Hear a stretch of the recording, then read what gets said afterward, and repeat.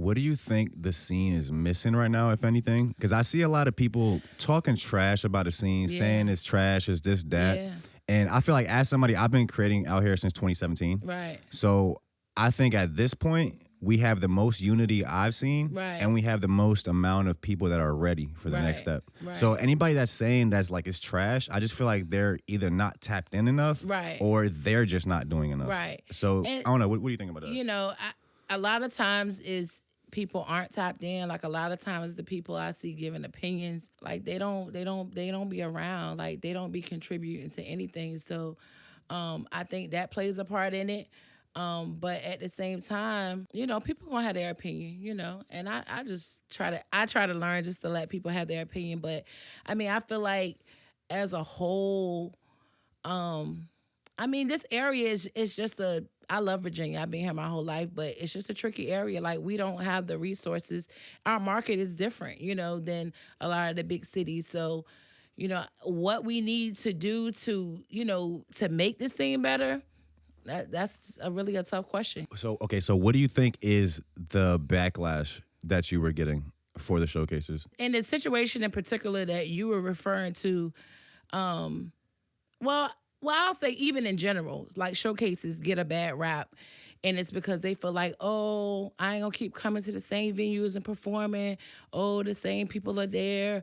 Oh, some of them sometimes they say, oh, only rappers are there, but I don't know what shows they going to because it's not a Millie ENT show. Because you know, hey, look, my shows be packed. You know what I'm saying, with fans. But you know, those are the kind of things that people say about showcases. You know, that's like the backlash of it or whatever.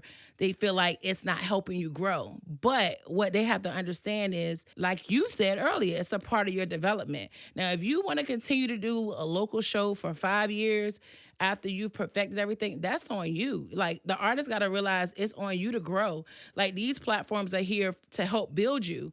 But once you feel like you gotten everything you need out of it, then move on. Like, you should be growing. And if you're not growing, you can't blame the promoters. You need to blame yourself because it's your career. It's on you to grow and get bigger stages and, you know, get booked out of town or whatever it is that you know, feel like you should be doing. But, you know. So they ultimately feel like and I don't know what you charge or how you run the business for a showcase. So they ultimately feel like it's not worth it to pay the money to be on the showcase? Well, in some cases, but, you know, as for Millie Entertainment, I don't charge for slots. I actually pay artists to perform if you have a fan base.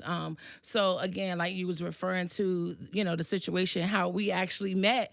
Sometimes people get on the internet and they talk and they don't have a clue what they're talking about. At my showcases, I pay artists.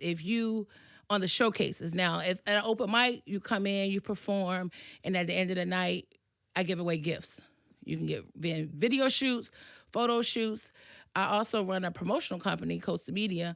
So we do business cards, flyers, posters, all that, give away all that kind of stuff, you know, to, you know, about 5 or 6 artists might win something at the end of the night. But as far as showcases, like I said, I don't charge. You don't have to pay anything to be on my show, but you can make money if you have fans, you know what I'm saying? Selling tickets and stuff like that. Well, you don't even have to sell tickets at my shows, but you have to have fans. So basically how it works is, let's use an artist, for example. I'll use my artist, Young Trap. So what happens is, at the girl at the door, you walk in, you pay your $10 to get in. She's going to say, who did you come here to see? And they say, Young Trap.